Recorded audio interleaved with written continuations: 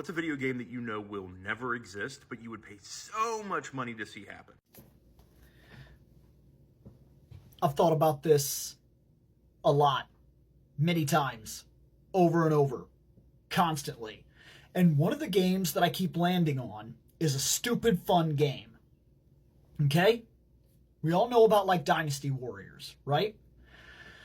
And we all know how it's kind of taken up certain skins over the years. We got a Gundam that worked very well. We got a One Piece, worked quite well. We got a Zelda, which I would argue worked very well the first run and not so great the second run. But there are still so many properties that could do unbelievably well in that format. What about Teenage Mutant Ninja Turtles Dynasty Warriors? Right? Like, you got the turtles. You need pawns first. That kind of game, you need to be able to take out hundreds of enemies, right? That's the idea. You got the foot soldiers. Okay. Umtrons. Okay. Tyranitar. Okay. Mausers, right? Look, that's easy. You can easily get a bunch of pawns in there. You got the original, you got 4 turtles.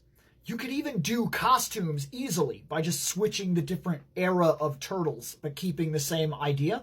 If not, maybe even do different characters depending on the skill sets and the situations at hand. You, of course, got the Shredder. You could create a situation where different factions have to work together. So you got the Shredder, you got Karai, you got Splinter, you got Usagi Yojimbo, you got April that you can use in a different context. You, of course, got Casey Jones. And over and over and over and over and over, there's all kinds of characters. Think things like Leatherhead and whatnot, Baxter Stockman, Bebop, Rocksteady, Toka, Razar.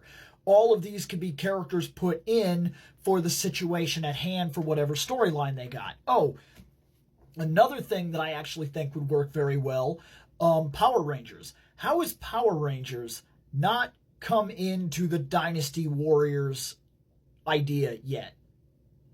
Like, is that not the easiest video game concept and probably the one that makes the absolute most sense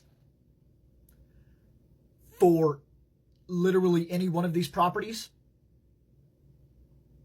I mean, you can even go by era easily in the storyline. The first Power Ranger Dynasty Warriors or Power Warriors or whatever you want to call this game, right? It's easy. You start with Rita, you get 4 representatives for monsters that could exist, drop them into the like an Angel Grove setting or a desert or whatever you got to do. They're going to attack the city or whatnot. You put them there, you put a bunch of putties out, and you do it. Like, you do 2 or 3 missions per era. 2, 3, 4 monsters, whatever. You have your couple battles, you fight Rita, you end a story, you move to the next set of Rangers. Like, it literally writes itself. And since we've already done in the comic books a type of shattered grid multiverse thing anyway, bringing all the Rangers together, almost too simple. It's literally already been done for you. You could just steal it and do it. And pawns are easy. One that might be really cool, and just saying, He-Man, Masters of the Universe, Dynasty Warriors kind of game. And that I think almost writes itself.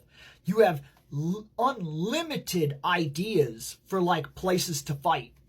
You could fight around Castle Grayskull. You could fight in the dark areas of the Snake Mountain area. You could fight around at Eternos. You could fight in different battlegrounds that represent like the little towns and things like that.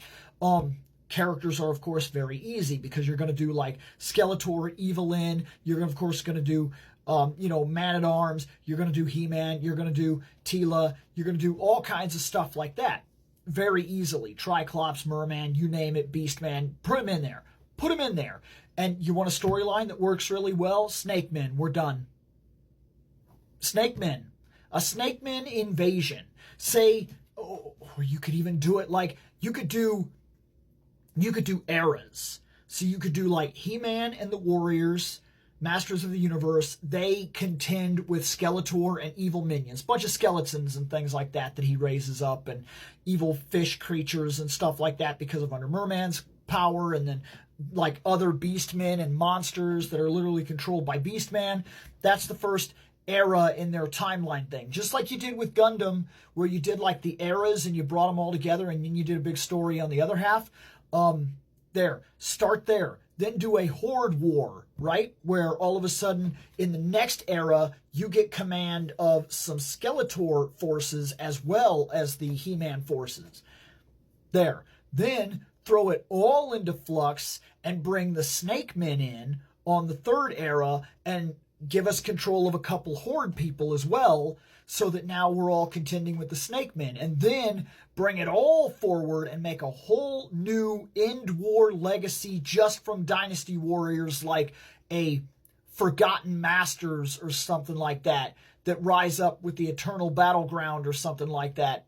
And then give us control of Snakemen and give us stuff like King Hiss and like Lady Slither and stuff like that. That's almost endless potential. And it would also open up the idea to showcase a lot of stuff that stuff that people don't know.